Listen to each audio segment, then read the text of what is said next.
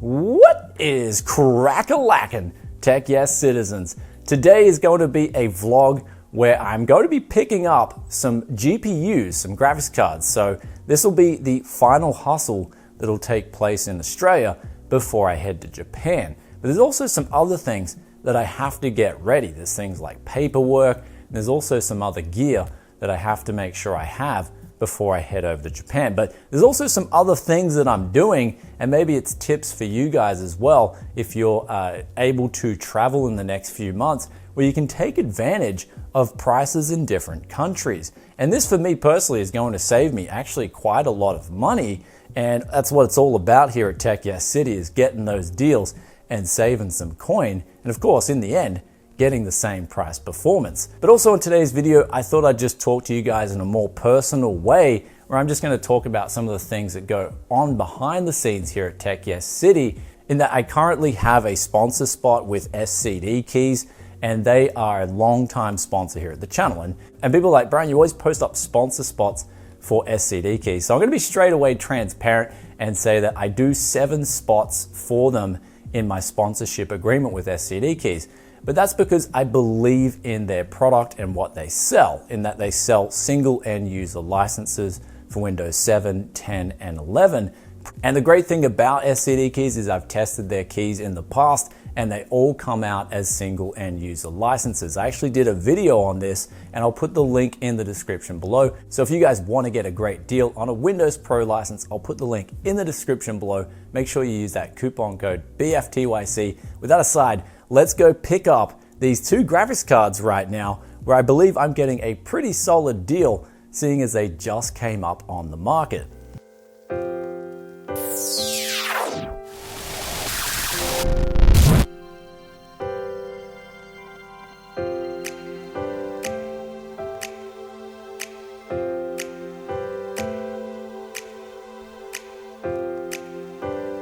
So we picked up the RTX 2070 Super, and we ended up getting this for 500 Aussie dollars.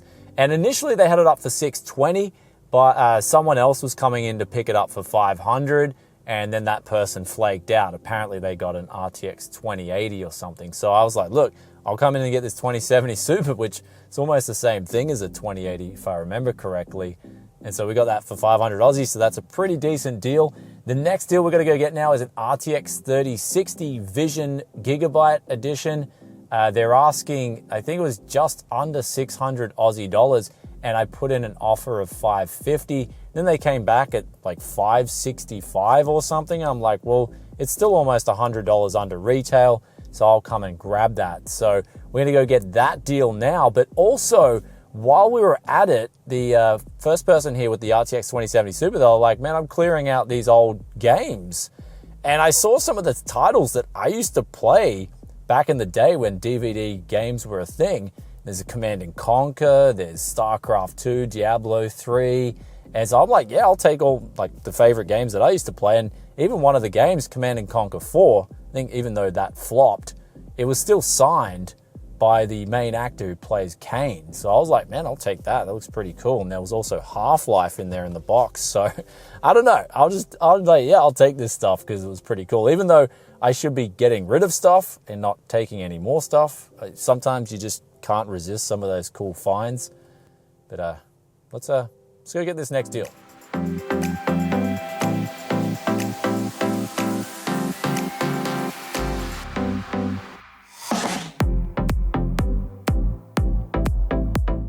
So we just picked up the RTX 3060, and we got this one for 560 Aussie dollars. So they said, I said, do you have change for a tenner? And they said no, because it was he wanted 565. And so they didn't have change. So he just said 560 was okay. So I asked him also while I was there, I was like, you upgrading? You got any other parts? Sort of like the usual questions that I ask anyone when I pick up used deals, because we got those cool PC games, those nostalgic PC games from the other guy.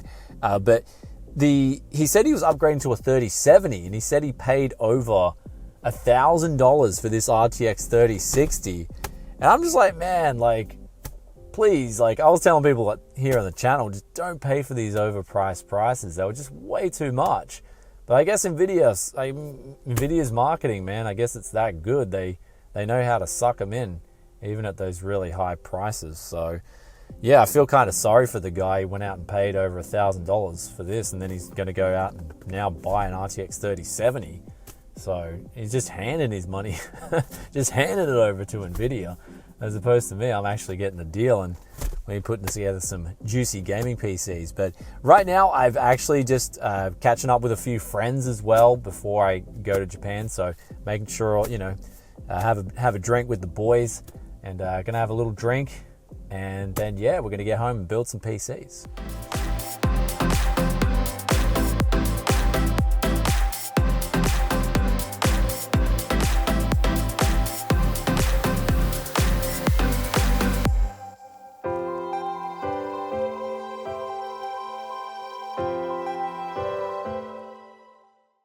And now we are back at the Tech Yes studio the next morning, and what I've done here is I've finished 2 PCs where I've got the graphics cards for pretty decent prices, but this is going to be kind of the opposite to the GTX 1080 Ti video, where if you guys haven't seen that one, I'll put the link up here, but basically I made a PC where the GPU I felt was overpriced and we're coming into this new market.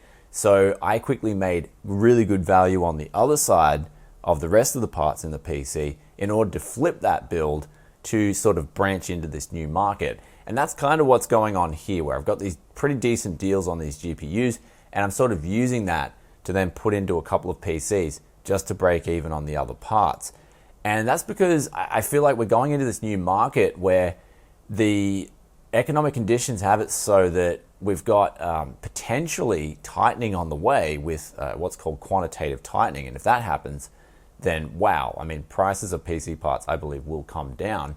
But we've also got interest rates on the way up at the moment. And of course, if you couple in with reduced tourism, reduced economic activity, that's like a recipe for potential disaster if you look at it that way. Of course, there's the option. This is what I've always told you guys in the last 6 months, is to always be on the lookout for what these central banks are doing. Are they going to be printing more money? At any turn, they can just ramp up the printers again, and that just means, well, there's going to be more people buying graphics cards, PC parts, and whatnot. So if that's the case, you want to be stocking up on as many PC parts as you can if you know that the printers are turned on. And this is pretty much like, since 2020, the end of 2020, adapting to this game is just, it's getting a bit ridiculous. Like, when you really break it down and look at what's going on, it's kind of sad what's going on, where we don't, as a people of our public, vote for who's in charge, in control of our money. And that's like the money that we use every single day, and pretty much everyone relies on this. We have no voting power over it. We have no control over it. And it's kind of one of those things where now we're kind of going off tangent in a video, but you guys love economic talk. Those 3 points that we mentioned, when I get to Japan, we will be live streaming and talking about that stuff a lot more, because I know you guys love it. But in the meantime, I'm building up 2 PCs, RTX 3060, RTX 2070 Super, and we're putting them in, the 2070 Super is going with the i3 12100F. I bought this when it first came out. The price was actually kind of a little bit high in my opinion. And so we're trying to just move that in a system as quickly as possible, because again, not many people want an i3 12100F. It's a pretty, even though it's a good CPU, one of the best value CPUs on the market, the problem with it is that people see i3 and they just run away. Even though it's better than an i7 6700 or whatnot, people just see, oh, i3. And so they'd rather actually have an i7 6700. The irony of PC gaming and computers, so sometimes you just can't fight it. You've just got to quickly move and then move into that market. So I enjoyed doing the testing and the videos, but now we've got to move that thing, and people are like, well, Brian, you made money on the ads, right? With the YouTube ads and stuff. It's like, well, you got to think of that separate, because YouTube's, like, for me personally, I just don't see, look, we're not going there in this video, but then the next PC is a Ryzen 7 5800X, and we overpaid for that. It's time to move that, and we're moving that with an RTX 3060. So those are the 2 PCs I've gotten ready.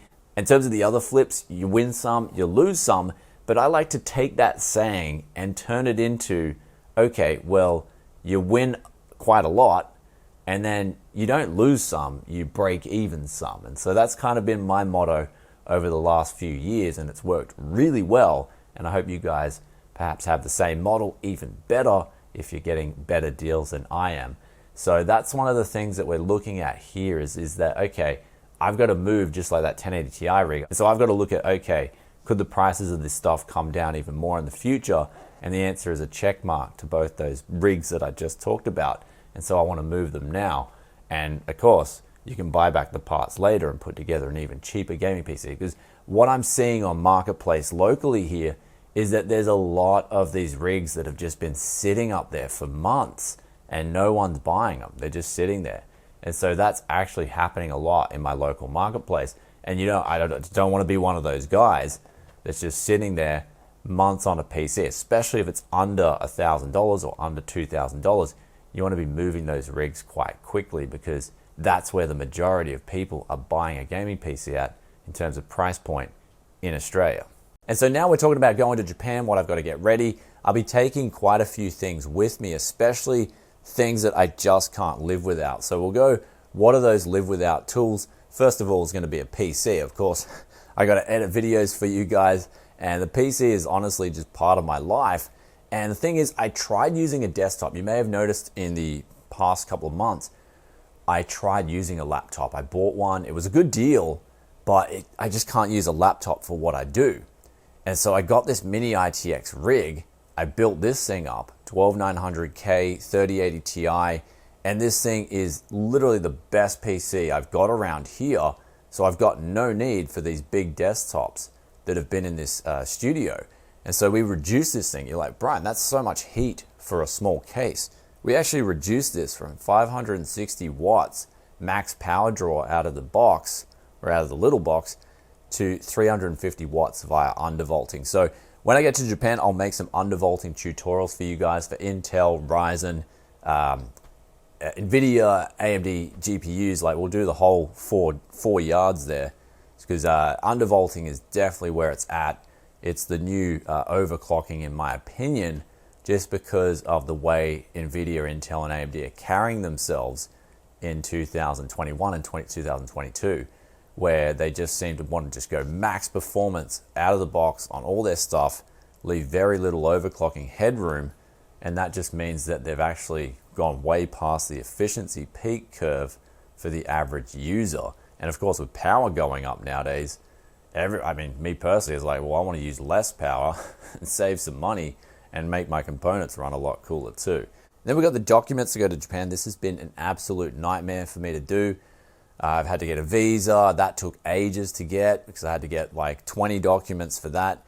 Then we got a written pledge. Then we got all these other things. It is a nightmare at the moment. People are like, well, they're opening up the borders in Japan. It's like, yeah, they're opening it up still with the same process. They're just letting more people in. Like, you can't just get your passport and jump on a plane and go there like you did in 2019. So this is what it takes now to travel, and it's honestly a massive nightmare. So now it's just a quick look at stuff that I really want to take to Japan, stuff that I have to take, but I can't take as well. And at the front of that is the data vac. This thing is in a league of its own here at Tech Yes City. It is S tier, where everything else would be A tier, B tier, C tier. This thing right here, even though it's got a little bit of a steep asking price, I think in Australia, when I first got this, it was like $70 US. And then it went up in price like massively. But this thing right here saved us so much time and money cleaning, where we didn't have to go out and get any air dusters. And so cleaning the PC parts up, it was absolutely phenomenal. But somewhere along the lines, I just started using it for not only that, but also drying out PC parts after water cleaning them. And it just does both jobs phenomenally well. Absolute workhorse, this thing. It hasn't blown out yet, but it is looking really worse for wear. So we've been using this thing, I believe, now over 4 years. It has just been the best investment at Tech Yes City, period. This thing is in another league of its own. And you can see here, like, the one common problem I had was that it did cut out 3 times since I've used it, But I figured the main cause of that was they used sharp screws to plug this top port into the bottom cylinder. And so I replaced them actually with PC screws, and that fixed that problem. Also, when I was doing that flood PC, this grommet just blew out of the data vac. So I think it's on its way out. I know that. It's starting to just literally fall apart while I'm using it. But another thing is too, you guys asked me about that PC, the flood PC. And so I'm actually as curious as you guys are to know how long that PC will last for. So when I handed it back to Jake, I just said, look, man, this is all for free. Enjoy the PC. So sorry to hear about your situation, but do keep us informed on how this PC goes. So as soon as I find that information out, I'll relay it back to you guys. Actually, a lot of people are just curious to know, is this PC going to have long-term problems? So I guess Jake's over the moon, but he's kind of become a tech yes experiment. So the next tool that we've got now is my electric screwdriver. This is actually charged off USB as opposed to the data vac that only accepts 230 volts. So I probably won't be able to use that in Japan. So that'll unfortunately have to stay. But this is a 5 volt charge off USB. So this is my electric screwdriver. I'm gonna take this with me because I've got the extended head for it. And this just saves me so much time when it comes to building PCs. We got the tension there as well. One tension just for screwing off CPU coolers. Then we just change it to max tension for doing everything else. And it's just been an absolute workhorse as well, that going in A tier.